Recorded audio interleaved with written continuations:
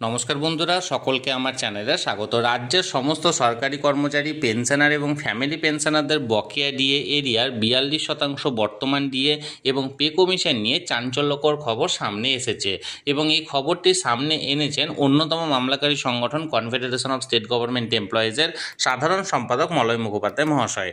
কি বলেছেন মলয়বাবু, চলুন আমরা তার মুখ থেকেই সরাসরি শুনে নেব। নমস্কার বন্ধু, Malay Mukhopadhyay, confederation of state government employees. বন্ধু, আপনারা সকলেই জানেন যে গতকাল একটা 22% ডিএ আগামী 22 তারিখ বাজেটের দিন ঘোষণা হতে চলেছে, তা চিফ সেক্রেটারির নামে প্রকাশ পেয়েছে। দেখুন, ব্যাপারটা অনেকেই সেটাকে বিশ্বাসও করেছে এবং তাকে কাউন্টার করে পরবর্তী অর্ডারে মাননীয় মুখ্য সচিবের নাম করে স্বাক্ষরিত সেখানে বলেছেন, অর্থাৎ মুখ্য সচিব কাউন্টার করে বলছেন যে আমার নাম ব্যবহার করে ডিএর অর্ডার একটা, সেটা সোশ্যাল মিডিয়ায় ঘুরে বেড়াচ্ছে। আপনারা সেটা বিশ্বাস করবেন না, কারণ ডিএ দেওয়ার ক্ষমতা আমার নেই। এই যে পরপর দুটি অর্ডার, প্রথমটা ফেক বলে অনেকেই মনে করলে পরবর্তী যে অর্ডারটা সেটা অনেকেই মনে করেছেন এটা সত্যি বোধহয় চিফ সেক্রেটারি প্রকাশ করেছে। কিন্তু দেখুন,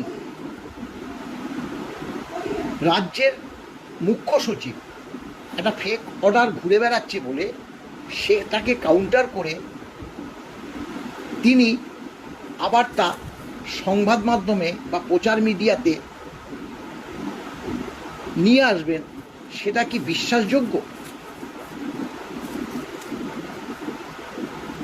আপনারা একটা জিনিস লক্ষ্য করুন, পাশেই আমার দেওয়া আছে, গত 4 মে 2026 যেদিন বলা যায় যে সরকার পরিবর্তন ঘটল, সেদিন থেকে 5টি অর্ডার রেফারেন্স নাম্বার, ডেট দিয়ে আমি আপনাদের কাছে তা তুলে ধরেছি। প্রথমটি দেখুন, 4 তারিখে যেটা প্রকাশ পেয়েছিল, number 95 CS oblique 2026, dated 4/5/26। Reference নাম্বারটা একটু কিন্তু ফলো করবেন, 95-CS অবলিক 2026, ডেটেড 4/5/26। এটা সাবজেক্ট ছিল, আপনারা সকলেই জানেন, সেদিন রেজাল্ট আউট হয়েছে, বিজেপি সরকার ক্ষমতায় প্রায় চলে এসছে। একটা আওয়াজ উঠেছিল যে নবান্ন, মহাকরণ বা অন্যান্য সরকারি দপ্তর থেকে ফাইল পাচার হতে পারে। সেই কারণে মুখ্য সচিব এই অর্ডারটা প্রকাশ করেছিল যে কোনো ধরনের গুরুত্বপূর্ণ ফাইল বা চিঠি মুভমেন্ট কোনো দপ্তর থেকে করা যাবে না। প্রথম অর্ডারটা ক্ষমতায় আসার পরে। দ্বিতীয় অর্ডারটা 2 নম্বর, যেখানে বলছি 102 CS অবলিক 2026, সেটা বেরিয়েছিল আপনার 12/5/2026। টোল ট্যাক্সের ব্যাপারে মাননীয় মুখ্য সচিবের যে অর্ডারটা, এখানেও দেখুন 102 CS 2026। 3 নম্বর যে আছে 189 অবলিক 2026, ডেটেড 14/5/26। পরপর ডেটগুলো দেখুন, পরপরই ডেটগুলো আছে 26। এখানে ছিল এই যে 21 তারিখে যে যোগা, সেই যোগাতে সব ধরনের কর্মচারী সমাজ সহ স্কুল কলেজ সকলকে ওই দিন উপস্থিত থাকতে হবে। চিফ সেক্রেটারি সেই বার্তাটা পরিবেশন করেছে। 4 নম্বর দেখুন 189, একই নাম্বারে, কিন্তু একই নাম্বারে 189 2026, ডেটেড 14/5/26। একদম ডেট, একদম সেম নাম্বার, সেম ডেট। এটাই হচ্ছে 22% ডিএর অর্ডার। আর শেষ যে অর্ডারটা আমি দিয়েছি, মুখ্য সচিব যেটা বলেছে, প্রথমেই আমি যেটা বলেছি যে মুখ্য সচিবের ডিএ দেওয়ার অধিকার নেই, এটা ফেক অর্ডার, সোশ্যাল মিডিয়াতে ঘুরে বেড়াচ্ছে, আপনারা কেউ বিশ্বাস করবেন না। সেটার নাম্বার 190, মানে পরের ঠিক নাম্বারটা /2026, ডেটেড 16/5/2026। এখন কয়েকটা প্রশ্ন। দেখুন, ডিএর অর্ডার সবসময় প্রকাশ পায় ফিনান্স অডিট গ্রুপ পি থেকে। আপনারা দেখবেন রেফারেন্স নাম্বার একদম পরিষ্কার, প্রতিটি ডিপার্টমেন্টেরই কিন্তু একটা অ্যাব্রিভিয়েশন থাকে।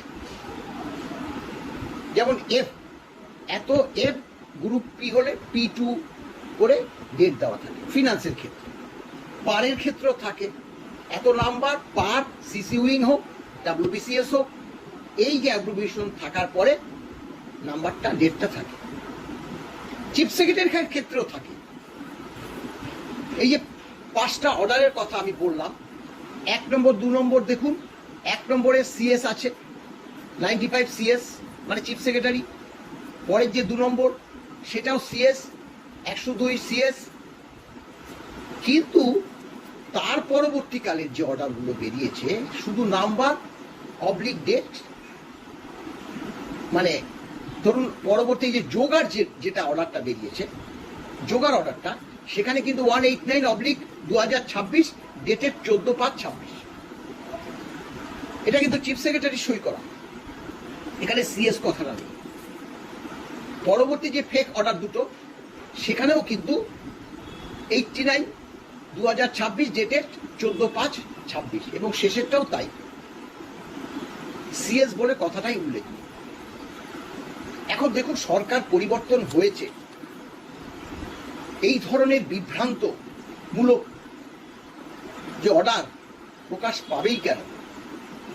এখানে 100% তো নিশ্চিত সরকারও জানে যে ফেক অর্ডার ঘুরে বেড়াচ্ছে। তাহলে সরকার সেই বিষয়ে কেন পদক্ষেপ গ্রহণ করবে না? এখন কে ফেক অর্ডারটা প্রকাশ করেছে?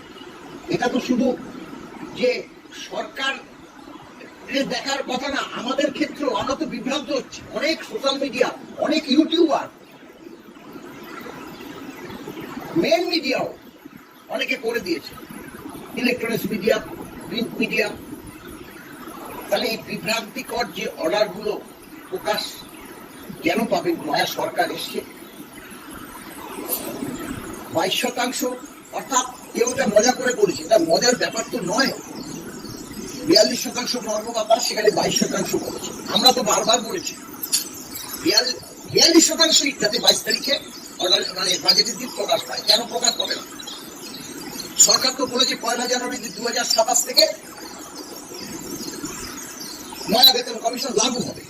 তাহলে আমাদের 42% দিয়ে দেন, তিনি কি ব্যাকডেটে দেবে?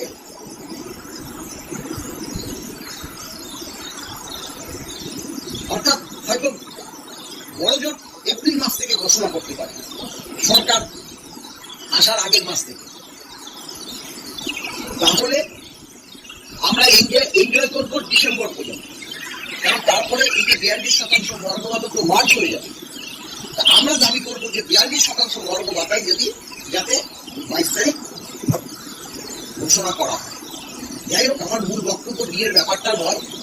আমার বক্তব্যটা হচ্ছে এই যে ফেক অর্ডারগুলো মাননীয় মুখ্য সচিবের নামে ঘুরে বেড়াচ্ছে, সেটার বিষয়ে যাতে সরকার দৃষ্টি দেয়। নমস্কার। তাহলে বন্ধুরা, ডিয়ারনেস অ্যালাউন্স সংক্রান্ত অন্যতম কর্মী সংগঠন কনফেডারেশন অফ স্টেট গভর্নমেন্ট এমপ্লয়িজের সাধারণ সম্পাদক মলয় মুখোপাধ্যায় মহাশয় কী খবর দিলেন, সেটি আপনারা সরাসরি তার মুখ থেকেই শুনলেন। এই নিয়ে যদি আপনাদের কোনো কিছু বলার থাকে বা কোনো কিছু জানার থাকে, অবশ্যই কমেন্ট করুন। আর এই ভিডিওটি ভালো লেগে থাকলে অবশ্যই একটি লাইক করুন এবং সকলের সঙ্গে শেয়ার করুন। আর সেই সাথে এই চ্যানেলে যদি প্রথমবার হয়ে থাকেন এই রকমের ইনফরমেটিভ ভিডিও আরও দেখার জন্য, যারা এখনও পর্যন্ত এই চ্যানেলটিকে সাবস্ক্রাইব করেননি, তারা অবশ্যই চ্যানেলটিকে সাবস্ক্রাইব করে রাখুন। ধন্যবাদ, দেখা হচ্ছে পরের ভিডিওতে।